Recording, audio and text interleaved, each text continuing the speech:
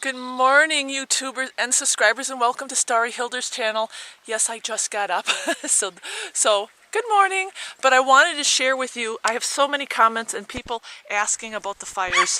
I live here in the panhandle of Idaho, and Bayview, Idaho has been on fire for a week now. They've got 3,000 acres that are burning. It is not contained. The firefighters are working very, very hard down there. They have relocated a lot of the residents. It's a very small, close-knit community. And they've put them over in another community called Spirit Lake. It's sad because it's spectacular. I'll post some pictures. We were just down there about a week and a half ago paddling Lake Pend Oreille, enjoying the scenery. We were camping, and now it's on fire. Actually, I believe Cape Horn, it's called, had a terrible, terrible fire over there too, which is right next to Bayview. And they're unsure how it started, but it is on fire. So what is happening is the smoke from Bayview has been filling our valley up, and as you can see, you can't even see the mountains anymore. Look at that. And unfortunately, we have had 100+ degree weather, and any spark can just ignite so fast and so furious out here in the mountains with the terrain and the type of timber that we have. And Bayview is a gorgeous, gorgeous, beautiful area. It has Farragut Park right next to it. Not a lot of people live around Bayview. It's a very small, close-knit community. They have the submarine practice down there for the Navy because it's right on Lake Pend Oreille. Beautiful lake. I'll post some pictures of that. We were just down there last week paddling and camping along that whole coast. But as you can see, our valley is filling up actually from the smoke of not only Bayview, but we've got a couple other fires that are surrounding us. We've got one up north, Smth Creek. Smth Creek is more of a real wilderness area, and the problem with Smth Creek is, opposed to say over here, you can see we have lush timber, but this is well managed. We got open areas. The timber is green. We don't have a lot of deadfall, and areas where there's just dry, dead stuff laying around waiting to be sparked. But in Smth Creek, that area, we were up there a couple of years ago. I think it was maybe last year, and I'll show you pictures from that too. A lot of dry stuff up there, a lot of dry timber laying still up, and that's the problem with Smth Creek. So that set fire quite easily with this 100+ degree weather, and maybe it was a lightning strike. Not sure. We haven't gotten any rain, but that's on fire. Then over the border in British Columbia, where we just were too, over by Kootenay Lake, in a town called Nelson, there's 500 acres that are burning also. I believe there were some fires over in Washington, and a lot of those fires, the smoke will come in.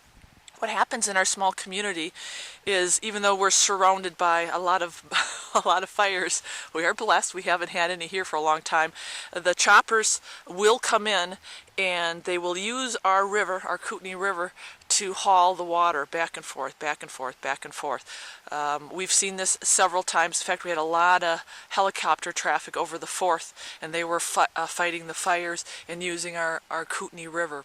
So this is my backyard. I'm sure you people have seen this before, and maybe some of you are new and just visiting because of the fire, and you want kind of a real update with someone who lives in the area. I want to show you, just even here though, as I'm out walking my dogs, you can see how dry. These used to be lush green. This whole mountainside here is not as green as it should be. So as I'm walking, you can hear, this is some dry stuff. So we need rain badly,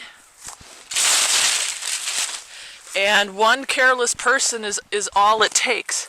We had a sprinkle of rain, I believe yesterday, but it wasn't even enough to saturate the ground. So this is the concern when you live in these Pacific Northwest states. So it's later on in the day, and as you can see, the temps are still way up there. I think it's about 5 o'clock, and I wanted to show you guys what we have still in the valley. That smoke, it just is not going away. And I'm going to pan do maybe a zoom in. Look at that view. There are mountains back there, and you cannot see them. They are gone in that haze. I have not heard any choppers today, so that has slowed down a little bit. It's hard to say where they're getting their water. I don't know if they're still getting them out of the Kootenai, but I just haven't heard any. And for those of you who are just visiting, hi, this is Starry Hilder, just visiting our channel, and this is the first time that you've been here. Our homestead is in the Panhandle here. We're not too far from the fires, and I'll quickly pan. We take fire very seriously, and when we moved out here, we actually had to excavate some fire breaks in because the local people said there could be a possibility of a fire. So I'll pan real quickly down here. We have a driveway that cuts into this brushy area, and we burn this during the spring, so it does cut down a lot on the brush, and you see there's no pine trees here, but that driveway does come up over here. We actually have another break, and you need fire breaks, there's just no doubt about it. That's the first break that's carved into the side of the mountain. The other break is right up there, and that road goes all the way behind our house, and that's carved into the mountains. The other good thing about this 13 acres that we own is you see these popples here. We have a nice spring that comes down, so we do have a water source. We do have a pond, and then our next door neighbor's property actually has another spring, so that's another source of water, and they have a big mine shaft on their property filled with water. So God bless us for being so lucky that we have those sources of water on our homesteads. A lot of people have to haul water out here, and they rely on going to town and doing that. So, but pray for those people who are displaced. We know a lot of those people. They are local people. They work in our community, and they make the drive from Bayview and from Sagal and that whole area. And oh, my dogs are going crazy down there. But pray for them, and pray for those poor workers, those poor firefighters.